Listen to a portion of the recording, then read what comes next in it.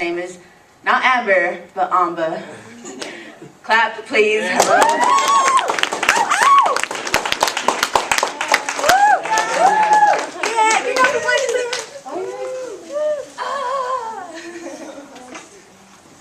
Hi, everyone. Hi. Oh, hi. So, thanks for joining me as I finally wrap up high school and transition into the real world. I know how much I like this microphone, but today I'll be presenting to you my Google website that will show you, give you a look into what I've done here at Hidden Lake and that I'm without a doubt ready to graduate. So, to start off, I'd like to look back and tell you about me before Hidden Lake. And throughout elementary, I was actually a really good student. I liked learning and always got the best grades, and I also had no friends and got picked on. But that all started to change in middle school, as it usually seems to for most kids around my age.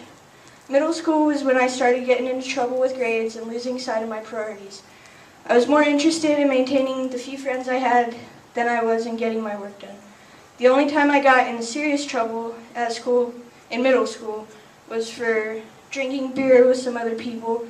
And keep in mind, I was only around like 12 at this point, so I was a little stupid 7th grader idiot. My poor mom nearly had a heart attack, but luckily teachers and principals seemed to always love me, so I think that's the only way I got away with just a week of suspension. After that, I managed to stay clear of trouble and make it to high school. Then it started getting even worse. I fell into the wrong crowd, was always fighting with my mom, and picked up a few bad habits that I'm still struggling with now. As most teenagers end up doing at one point or another, I smoked pot for the first time and got busted about 2 days later. And my mom grounded me for the whole summer, and the year after that, I got caught 2 more times until my mom decided to have me live with my aunt and uncle and their kids for a while. And yeah. By then, I'd already failed half the year of 9th grade, so I didn't do any better living in Brighton. I remember going to school once a week, if that even. The rest of my days consisted of riding the bus to school at 8 and hiding in the bushes by myself until 3. I was completely out of control and my bad habits just got worse. It didn't help that my aunt and uncle had their own problems with addiction as well. It felt like they didn't really have any true concern for me or their own kids. Being the oldest, I was the first to figure out about my family's dark side, and living in Brighton, I was also counted on to do most things. I remember staying up all night with my aunt, helping her clean the house before my uncle got home, and having to wake the kids up for school and get them ready the next morning. And if we weren't cleaning all night, we spent hours upon hours stealing from Walmart. I don't know how we got away with half the stuff that we did, and I certainly didn't realize how that lifestyle was affecting me. This lady, my aunt, had a great negative and positive impact on me. And because I was at that stubborn age where I felt like I knew everything, it took a while before I realized that I was being used. At one point, it seemed like my Brighton family was falling apart. My aunt and uncle would drink and fight almost every night, and the kids and I were kind of just ghosts in the background.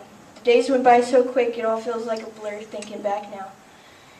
At first sight, you'd think we were all decent people living in our 4-bedroom, 2-story house in Fancy Pants, Brighton, but that fantasy didn't end all that well. In fact, it ended with my uncle in prison, my cousins in foster care, and my aunt on Crime Stoppers. I guess it was a good thing my mom took me back when she did, or else I don't know where I'd be right now. Once I was back home with her and my grandma, my second year of high school was just as bad, if not worse than the first one. The only difference was this time I had friends to go hang out with, and boy, we had some crazy times all in just 1 year. The thing I still can't wrap my head around is how I did so much and lost so much in such a short time. But one thing I got out of those 5 years of madness was my best friend, Lana, right there, who to this day, out of these 5 years of madness, to this day is the one person that stood by me through it all. Once I got my act together, that same best friend's mom suggested that I go to this alternative school called Hidden Lake, where I could make up for my past and maybe even graduate on time. I came here with a little over 1 credit, but in a school year's time, I was a junior, almost right where I needed to be. This is my 3rd year at Hidden Lake, and I have to say, of the other high schools I've been to, this is definitely my favorite. I don't know what I'd do without all the wonderful teachers here always pushing me forward and motivating me to do my best.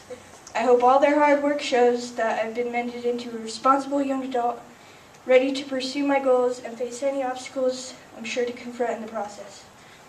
So I hope everyone enjoys this special moment with me to present what I feel really shows that I'm ready to set out in the real world and use what I've learned in school outside of the classroom. So the first topic on my Google portfolio is what I've done in art and the non-cognitive skills I've taken away. And in case anyone's not familiar with non-cognitive skills, they're pretty much just behaviors and characteristics like self-control, communication, all that good stuff. And art's definitely one of my favorite classes because I'm just an artsy kind of person, and I think that's how I express myself best. Last school year, I had a creative streak in and out of class. Some pieces showing my personal state of mind at the time, and some on world events or issues that have stood out and stuck with me. I picked two things that showed my creativity and global awareness through art.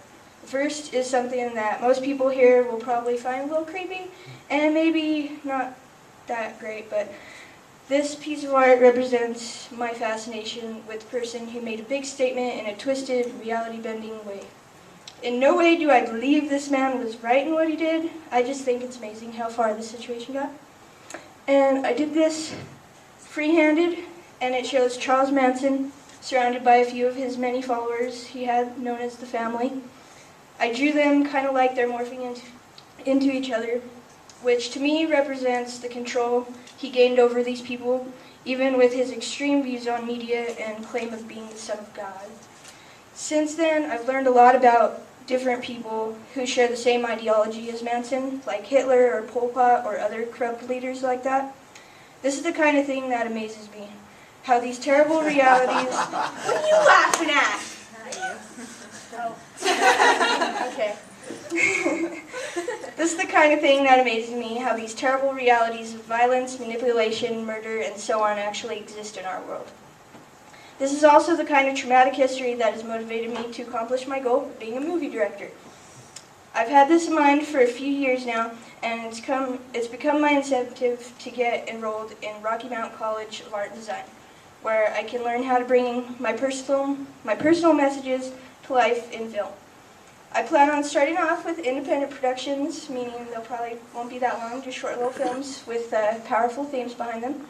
Then from there I can move on to bigger pictures with well-known actors and fancy graphics. One day I'll be regular Martin Scorsese or Quentin Tarantino.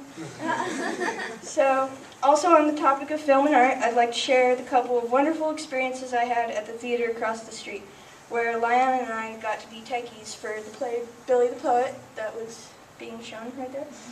And see, there's my name. So, let's see, I lost my place. As techies, our job was to change the set in between scenes, and I think this tested my collaboration skills and personal responsibility, because we had to take our own time to meet at the theater for rehearsal and pretty much learn to set the stage in sync and in silence. The other experience I had was in the short-lasting theater class I was a part of last year. In 6 short weeks, our cast and crew of about 11 people created our own half-hour play from the ground up. We called it Echoes, and it was about a boy named Jimmy who witnesses his father's suicide on the same night that the apocalypse is announced to be a year from that day.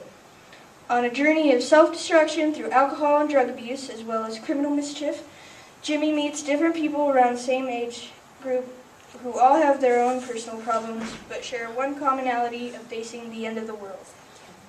It ends with Jimmy's suicide a year later.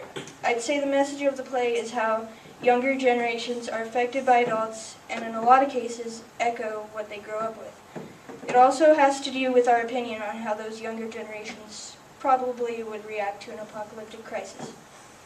Through the duration of this class, we met 2 or 3 times a week, and our lovely teachers, Jake and Val, right there, with a little help from Fife, who is not here yet, taught us all about acting, writing, and all that fun theater stuff.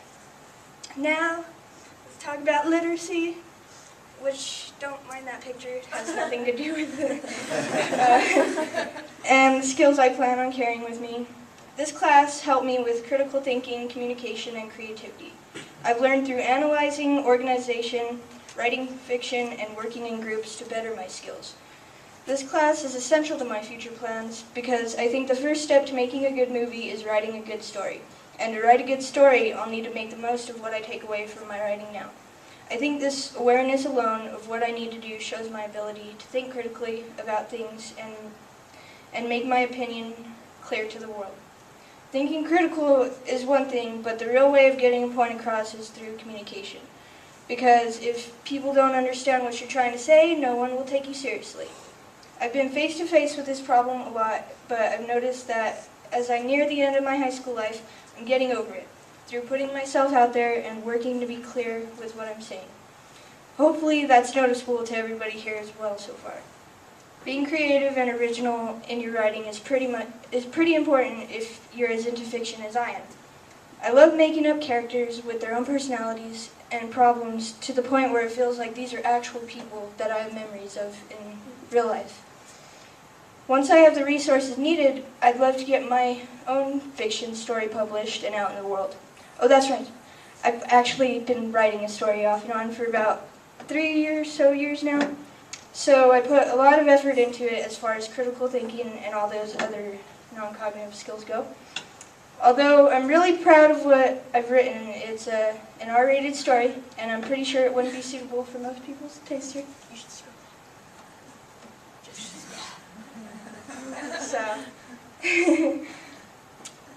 Next subject on my site is math, which I can't say has been my favorite in school.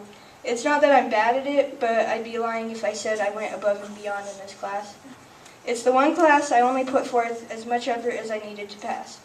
Math has still helped me with skills like being collaborative because I've learned that closed mouths don't get fed. If you need help, communicating and working with a teacher is the only way you're going to get it.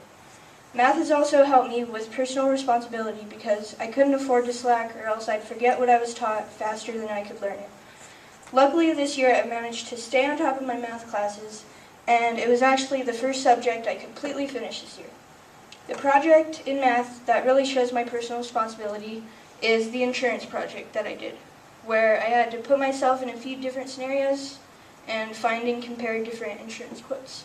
But unfortunately, I guess my finished project was erased somehow from H drive crap, so I only have this layout to show you, but it's still, I think that this project showed me a lot of different useful terms that I could use when the day comes I do get insurance by myself.